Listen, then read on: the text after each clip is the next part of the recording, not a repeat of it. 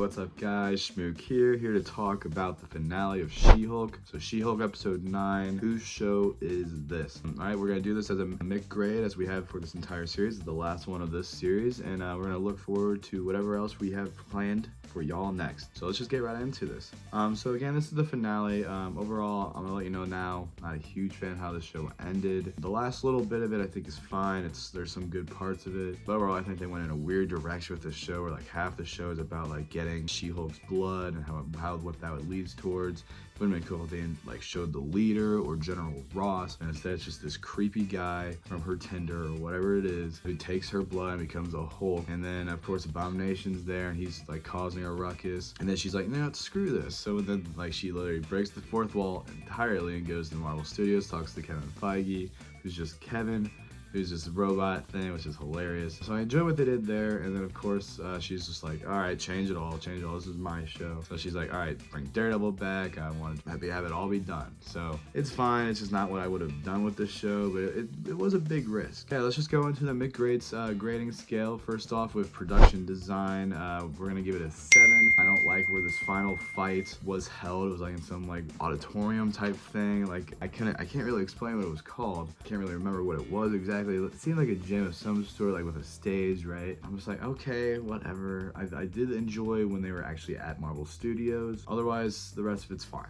It's just fine. So I think a 7's good for me. Next up, we have score and soundtrack. I'm gonna give it a 6. Again, nothing mind-blowing. That's how I felt this whole show, except for last episode with the Daredevil themes. But yeah, so we're just gonna say a 6, above average from what I can remember. It's not bad. It's just nothing mind-blowing. You know, I remember, I think the score that played when Bruce introduces his son Scar I thought was pretty good, so that's why it's not just a 5 on the scale. I'm just gonna give it a 6. Next up, we have sound. With the action sequences, like it's fine. Like there's nothing, again, mind-blowing about the sound. Like it's good, above average. I don't think there's that much to talk about. Like nothing truly mind-blowing. Maybe when they're at Marvel Studios, like I'd say anything at Marvel Studios is what helps the subpar of most of these things, like the score, sound, probably the editing, visual, cinematography from this episode. So just know that now, like the Marvel Studios thing is definitely gonna boost what the score would have been. But yeah, we're just gonna say a 6 on that. All right, next up we have the editing. What I really enjoyed about this episode is that like I thought the editing was fine for the most part. Of course, Jen gets outed, and so it's kind of like a fun sequence to see her like fully Hulk out. She is able to turn the public on her, but with the editing, I like how she's just like, screw this, and like the whole villain of this whole series is kind of just cut short like that, not really a real action sequence, and she just goes to Marvel Studios, which I think is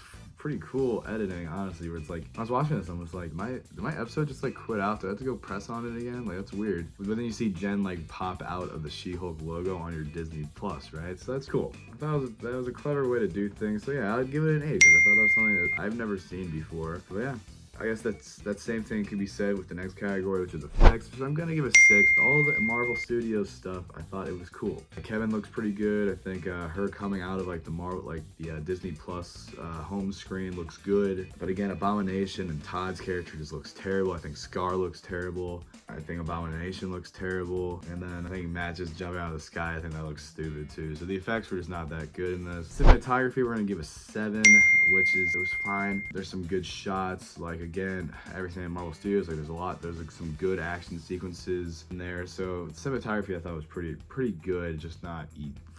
Next up we have casting, which I'm just gonna give a 7. That's what I said before. Like Tim Roth's good, you have Mark Ruffalo who's good, you have Charlie Cox who's good, and then you have of course Tatiana who's really good. I give it a 7 because I don't like the guy who plays Todd. I wish you have Charlie Cox in there. He doesn't do that much, but I loved his scenes he's in. He plays Matt perfectly, which goes with the acting too. Like the acting's a 7 too. Again, as I was saying, like Charlie Cox plays Matt well. I mean, you barely get Mark Ruffalo as Banner, but it's whatever. I still think Tatiana does an absolutely incredible job, specifically in the scene talking to Kevin. She says some really cool stuff, like it's finally like, where's the X-Men? And like, it's cool. Yeah, so I'll give the acting a 7. The writing is the next part of this review, which I'm gonna give a 7 as well. I thought they were bold to do the breaking the fourth wall thing, but I just wish they planned out a better finale of the show where you don't have to do that, where you just again bring in like Red Hulk or the leader, which could both set up Captain America New World Order or a World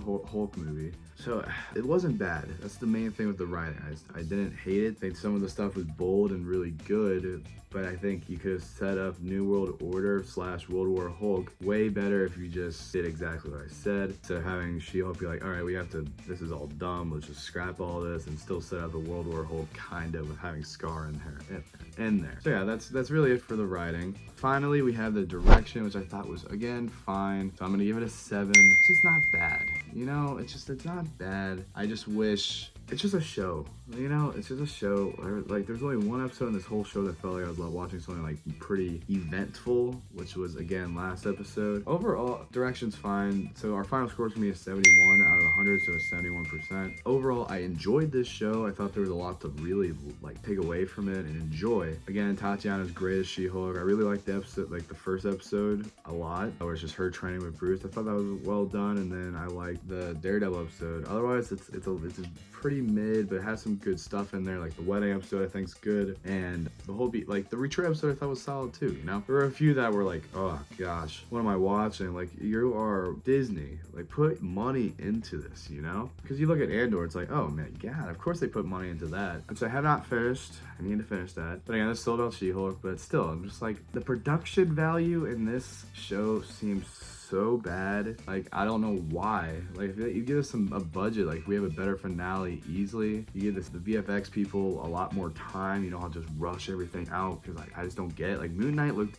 like miles better than this show. Moon Knight I thought was really good. Miss Marvel looked better. I don't understand why She-Hulk got the short end of the stick, because I think She-Hulk's honestly one of the coolest Marvel characters from the comics. So it's like, put her front and center. I really like She-Hulk, and I like the actress they picked to play her. So I look forward to seeing her more in the future. I can't wait to see her and Matt somehow together in the future, even though he's going to move back to New York. So let's hope we see Jen potentially in his show, as well as the Captain America movie, and eventually a World War Hulk movie. And let's hope for Kang Dynasty as well as Secret Wars, we see She-Hulk show up. All right, guys, bottom line, I thought the show was okay, and it just, end of the day, I look forward to seeing She-Hulk in the near future. All right, so that's gonna do it here, guys. Overall, good show. I say watch it. That's easily towards one of the, well, I won't say easily, but it's definitely one of the weaker MCU shows we have gotten. I hate to say, but again, I would still give it a watch. It has a lot of good stuff to take away from it, and at the very least, you just gotta watch the Daredevil episode because it's awesome. All right, guys, we'll see y'all in some new series here in the future, and I can't wait to be back talking with y'all. All right, I'll catch y'all very soon. Bye-bye.